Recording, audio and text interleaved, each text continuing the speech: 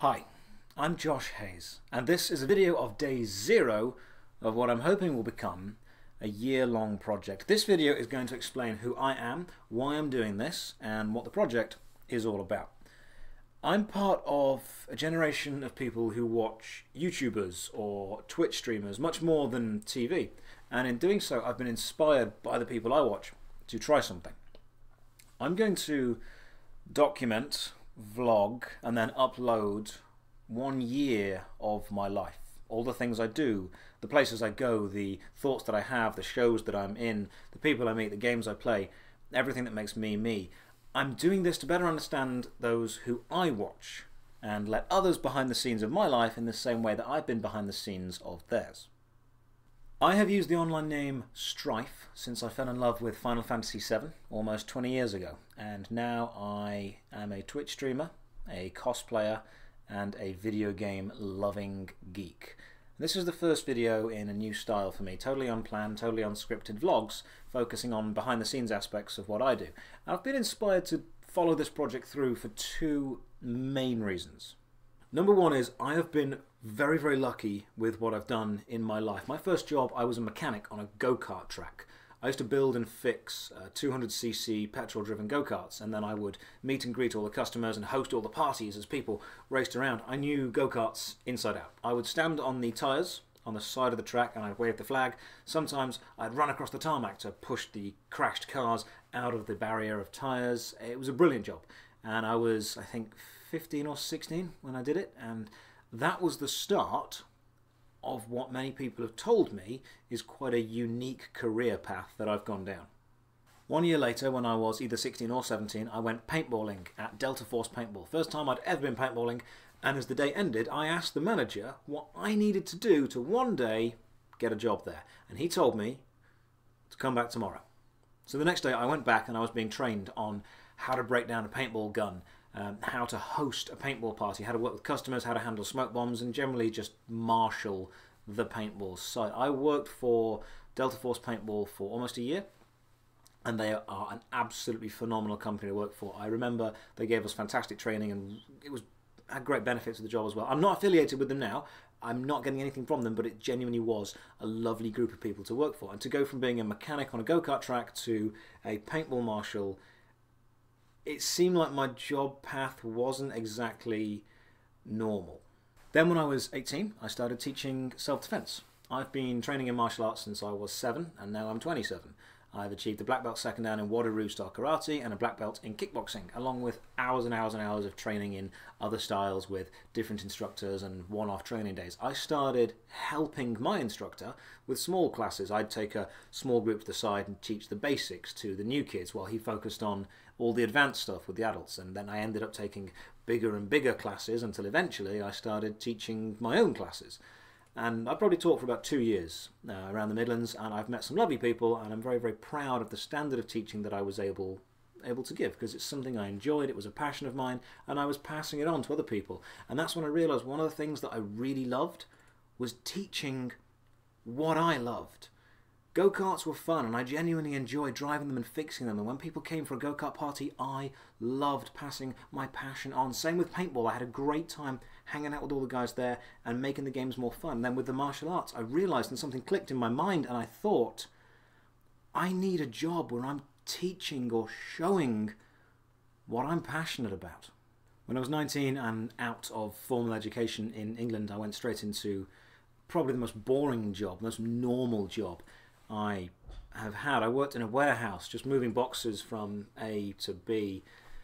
And then after I proved myself that I knew what I was doing moving boxes, I started working the night shift in the same warehouse. And if you've never worked in a manual labour job, it's a very strange place. I worked with every single colour, creed and nationality aspect of the political spectrum, and when you're all in the same environment, you know, yellow high-vis jacket and steel-capped boots, it doesn't matter what differences you have with people, everyone just works together. It's an environment of camaraderie and mutual support. Yeah, you all, you know, take the mickey out of each other, but I never met a tighter knit group of people than people who work together on night shift in a warehouse. And that was probably my first serious job that I could have made a career out of if I wanted to, but it was just manual labour. one day I walked into the warehouse and I realised I don't want to do this anymore. But I didn't know what I did want to do. I just knew I didn't want to do that. So I thought there's always been one great love of my life, one thing that hasn't changed, one thing that's never left my heart, one calling that's never dulled, and that was acting. Ever since I saw GoldenEye back on VHS back in the 90s, I knew I wanted to be an actor. That's what I wanted to do. So I went home from the warehouse after shift one night and I applied to study performing arts at university. I didn't realise it then, but it was literally, and I'm not using the word literally when I should be saying figuratively, I'm actually meaning literally, the last day of UCAS applications. I didn't have any other days, so I wrote my personal statement within about half an hour and just fired off 5 applications. I googled list of universities in England that teach drama. I found 5 and clicked on 5 at random. And the next day I had 5 acceptances emailed back to me, or whenever it was a few days later. So I closed my eyes, clicked at random, and ended up going to Buckinghamshire New University for 3 years. Now, much to my love and my tutor's probable great hate, when I got there I decided the theoretical aspect of uni, that could go and wait. I was here to act. So over my 3 years at uni, I made 125 short films. Not me directing, me being in them. There was the film and TV course separate to the performing arts course, and the film and TV course would often use actors from the performing arts course, and I ended up applying to so many and getting my name known and know that I would turn up and work, that people eventually ended up coming to me and saying, would you be in this short film? And I said yes. So I spent 3 years networking with people there and building a portfolio, and I knew everyone that I needed to know. Now, while I was living in High Wycombe, which is the town that Buckinghamshire University is in, I started working retail because I needed a job. And I worked for a company called Menkind for just over a year. And again, great company to work for. They sold gifts and gadgets and toys that you'd buy, you know, guys, helicopters and drones. It was my job to demo all of the awesome toys. You know, sometimes when you walk into a toy shop, there is a guy flying a drone over everyone's head, or there's a guy riding one of those Segway boards around the shop, or just driving a remote control car. That was my job. University finished after 3 years, and working retail I was unable to afford to live in High Wycombe because it's so close to London that it was kind of London prices but not London wages. But with the resume I had and the experience with people that I'd gained, I quickly managed to find another job when I moved back home. So I'd worked with people, I'd worked retail, I'd worked with kids, I'd worked demoing toys, so I started working for the toy giant Toys R Us. And almost a year now, I was originally employed as a supervisor, and after several months of working as a supervisor, I realised that I felt the same then that I did back in the warehouse when I realised this wasn't what I want to do. I wasn't bad at the job by any means, it wasn't my job. I knew then that it wasn't my job, so I spoke very openly and very honestly to my boss at the time, and I explained to him, and he didn't have to listen. He's a brilliant manager. He's still a great guy and a good friend, and he didn't have to listen to me at all, but I explained, look, I need to act. This is what I need to do. And he said, okay, let me help you out however I can. Let me drop you down from a supervisor to a regular sales assistant. You've got a load of more free time now. Work as hard as you can for me, but then go and follow your dream. And I absolutely did.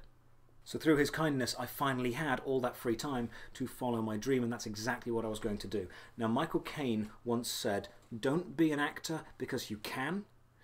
Be an actor because you can't be anything else. And I fully felt that. I was feeling that my entire life. It's the one passion I've had that's never died, and I knew it then, and I know it now. And even if I do fail at it, I am absolutely happy to spend my life chasing it. So where the hell do I start? I had all the experience, I had a degree, I had loads of experience on film sets or in theatres, but I was in a new city, I had no one from university living close to me, I didn't have an agent, I wasn't on Spotlight. How on earth do I begin climbing this ladder and getting back to the world that I want to be in? Well, it turns out I was in luck, because the room that I'm in right now, I rent. And my landlord, lovely guy, once mentioned that he was in a local amateur dramatics theatre company. So I sent him a text asking him more.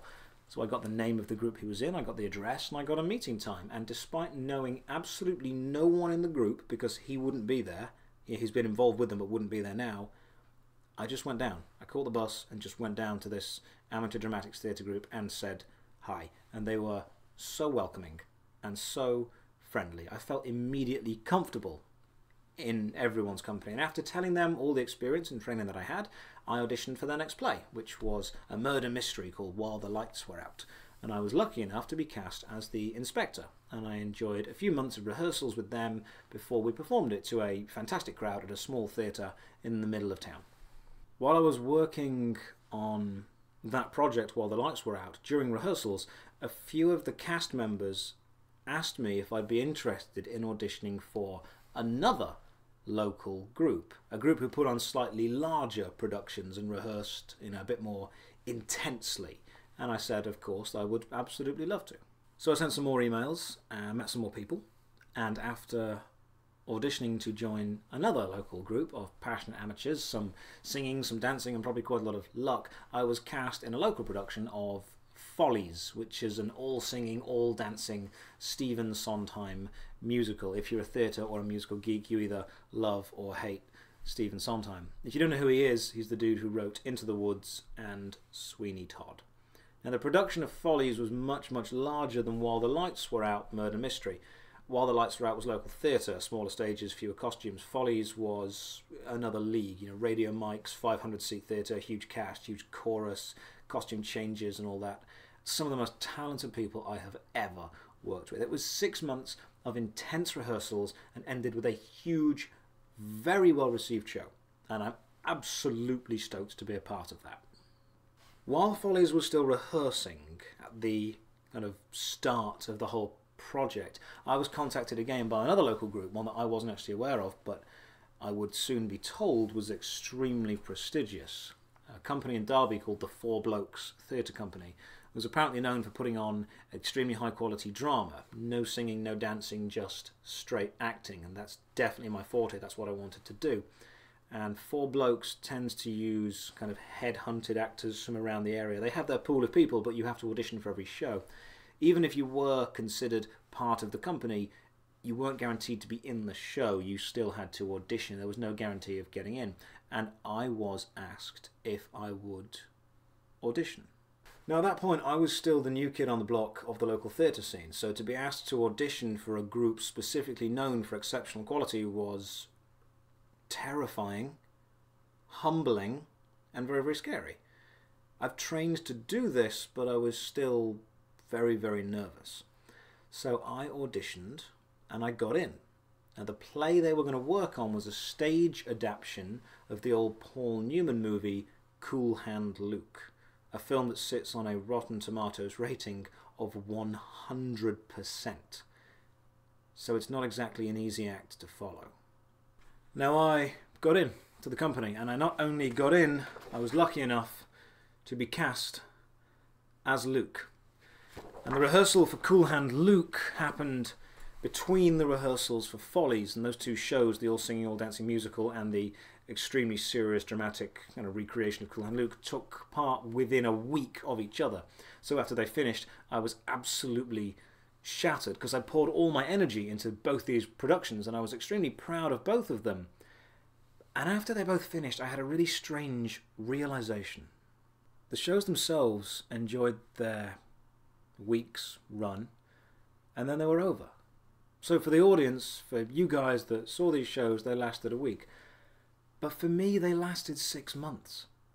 And it was the funniest, most challenging 6 months of any shows I'd ever done. I saw set being built, 30-piece orchestras rehearsing together. I explored backstage of beautiful theatres. I went on photo shoots, I met some incredible people, and it's a real shame that those 6 months weren't documented better, because they were extremely interesting, and that's what this is. That's what I'm doing now.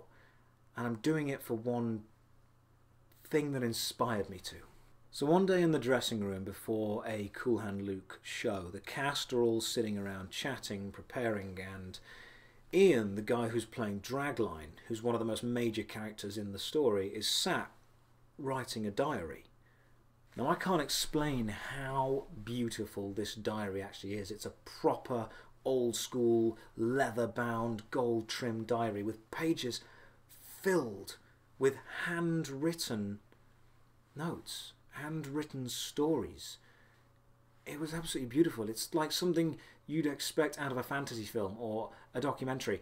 And you might have expected all the cast to laugh at this guy keeping a diary, but no one did, because we were in awe of this genuinely beautiful kind of lexicon of his life.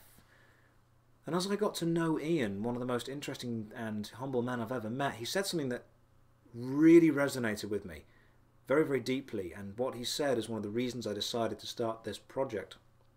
He said to me, sometimes I do stuff just so I have something to write about, and I've never had a boring day since. Now, the idea of not having a boring day is something that I want very, very much. Sometimes I wake up, do nothing, and go back to sleep. Sometimes my entire day is wasted. If I had to write about that, I'd have literally nothing to say. But Ian's words really resonated with me, and they really changed me. Every day is a chance to do something interesting. And strangely enough, we all probably do something interesting to other people. Even if it's not interesting to you, it might be interesting to somebody else. So I look back and objectively analyse all the things that I've been lucky enough to do. I've been on holiday to some fantastically beautiful countries. I've been skiing down some beautiful snow-covered mountains. I've explored underground cities in London and in Scotland. I've seen and met some brilliant people, and I really wish that I had started the process of documenting all of that far, far sooner than now. So I'm starting now. I build cosplay, which is creating costumes from film, TV or video games. I sew, I stitch, I leathercraft, I have painted, I have written, I've acted, I've directed, I've sang, I've danced on stages, I've been in short films doing everything from walking down spaceship corridors inside actual built sets to throwing myself down hills for some stunt work, playing romantic leads, all the way through to mass murdering bad guys and everything in between. If I had the same dedication that Ian had, I'd have written all that down. And it would make one hell of a story, because there are parts that I've forgotten, and there are parts of my own life that I wish I remembered. I wish I had pictures of all these experiences and videos to show my friends or family or you guys that want to watch. Pictures just to remind me. And after seeing Ian's diary, full of memories and tales of adventure, I've decided to live the next year of my life, or as close to a year as I can, with a camera in my face, documenting and recording. So that's what this is. That's what this project is right now. I'm going to chase my acting dream, and I may never get there, but I'm going to chase it. And if one day the stars do align and I happen to make it, then this video will be a log for any young actor who ever doubts themselves and thinks it's stupid. You can watch this and see where I went, because I doubted myself too, enough to not follow my dream for a long time. But Jim Carrey once said that you can fail at what you don't want to do. So you may as well try and succeed at what you do. I'm going to try, like Ian, to do something worth writing about every day. Even just a short vlog. I may do stupid things, I may do silly things, I may look at a chance to do something stupid, and previously when I'd have thought, nah, I'm going to think, yes, I'm going to do it, document it, and always have that memory. That's the plan. I'm going to share them with my friends and my families and with you, all the things that I do for a year. Maybe it's a stupid plan, maybe it's stupid to think about, and maybe it's stupid to do, but after 27 years of life, I think that I can handle a bit of stupidity. One big thing that I was taught in university was, if you can't find work, make your own. And directors, talent scouts, they're not beating my door down to try and find me, but I've got a webcam, and I've got a microphone, and I've got a phone, and I've got a whole world of adventures and things that I can go and do. And I've got the training to do them, so make your own work. I'm going to make a vlog, I'm going to make a series of videos, I'm going to go and find some stuff and share it with you guys. I'm going to make my own work. I'm going to play video games and live stream them. I'm going to upload to YouTube in a series that I might call Strife Plays. Maybe I'll write long researched opinion pieces on parts of my life or hobbies I feel that I know about, and I'll call this playlist something else. I'm going to film backstage footage of every show that I'm in, show you guys parts of theatres that you've never seen before, parts you shouldn't even be allowed to see. I haven't thought of a title for that playlist, but I guarantee the backstage experience of any show is infinitely more interesting than the actual show. Maybe I'll just speak like this now, unscripted, and vlog the journeys from where I am now to wherever I end up. And if I do something interesting every day, even if I don't end up where I want to be, I will end up somewhere interesting, because in the words of Shepherd Book, how you get there is the worthier part. I am Josh Strife Hayes. It is December the 1st, and this is day 0 of my project, The Life of Strife.